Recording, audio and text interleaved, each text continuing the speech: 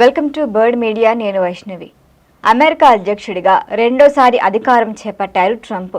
అయితే America first నినాదాన్ని మరింత కఠినంగా అమలు చేయాలని చూస్తున్నారు.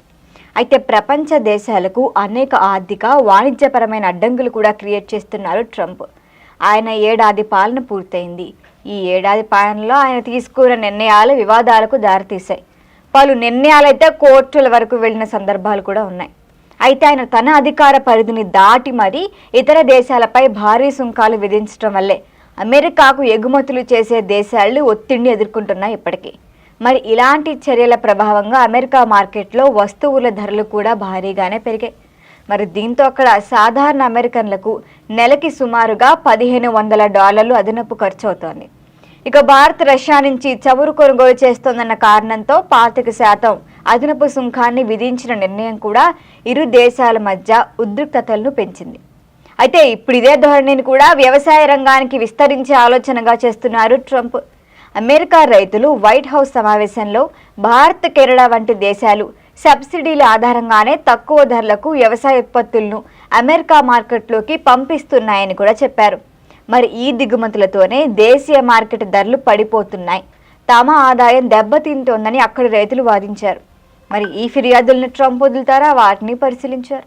ఇప్పుడు దేశీయ వ్యవసాయ రంగానికి మద్దతుగా $12 బిలియన్, అంటే మన కరెన్సీలో 1,08,000 కోట్లు అన్నమాట, ఆర్థిక సహాయ ప్యాకేజీని ప్రకటించారు.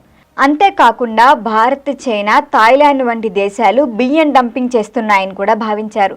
ట్రెజరీ కార్యదర్శి స్కాట్ బెసెంట్కు ఈ దేశ వివరాలు సమగ్రంగా సేకరించే బాధ్యతను కూడా అప్పగించారు ట్రంప్. ఇక లూసియానాలోని రైస్ మిల్ సీఈఓ అయిన మెరిల్ కెన్నడీ కూడా భారత్ వ్యవసాయ సబ్సిడీలు చట్టవిరుద్ధమని ఆరోపిస్తున్నారు. చైనా బియ్యం పిటో మార్గం ద్వారా అమెరికా మార్కెట్లోకి వస్తోందని కూడా వివరించారామె.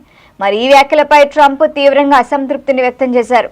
ఇతర దేశాలు అమెరికాని దోచుకుంటున్నాయి, మోసం చేస్తున్నాయని కూడా పేర్కొన్నారు. మరి ఇప్పుడు ఈ ప్రకటనలు అమెరికా భారత సంబంధాలపై ప్రత్యక్ష ప్రభావం చూపించే అవకాశం ఉంది. వ్యవసాయ ఎగుమతులలో భారత్కు అమెరికా ప్రధాన మార్కెటే. ఇప్పుడు కొత్త సుంకాలు విధించినట్లయితే భారత రైతులు, ఎగుమతి సంస్థలు కూడా ఇబ్బంది పడే అవకాశం ఉంది.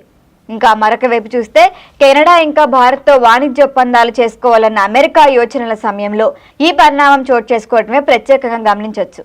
అమెరికా వాణిజ్య ప్రతినిధి కార్యాలయ ఒప్పందం త్వరలో భారత్తో చర్చలు పునఃప్రారంభించబోతోంది. ఇక సంవత్సరపు చివరి నాటికి మొదటి దశ వాణిజ్య ఒప్పందాన్ని పూర్తి చేయాలని భారత్ ఆశిస్తోంది. మరైతే ఇప్పుడు ట్రంప్ తీసుకుంటున్న ఈ నిర్ణయాలు చర్చలపై కూడా తీవ్రంగా ప్రభావం చూపే అవకాశం ఉంది. మొత్తంగా ఇప్పుడు ట్రంప్ కొనసాగిస్తున్న అమెరికా ఫస్ట్ విధానాలు ప్రపంచ వాణిజ్య బంధాలను కఠినతరం చేస్తున్నాయి. భారత వ్యవసాయ ఎగుమతులు కొత్త సుంకాల ఒత్తిడిని ఎదుర్కొనే పరిస్థితి ఏర్పడవచ్చు. ఇక ఇరు దేశాల మధ్య జరగబోతున్న చర్చలు వీటిని తగ్గించే అవకాశం ఉన్నప్పటికీ తుది పరిణామాలు ఎలా ఉంటాయో మాత్రం వేచి చూడాల్సిందే. మరి దీనిపైన మరిన్ని అప్డేట్ల కోసం చూస్తూనే ఉండండి బర్డ్ మీడియా.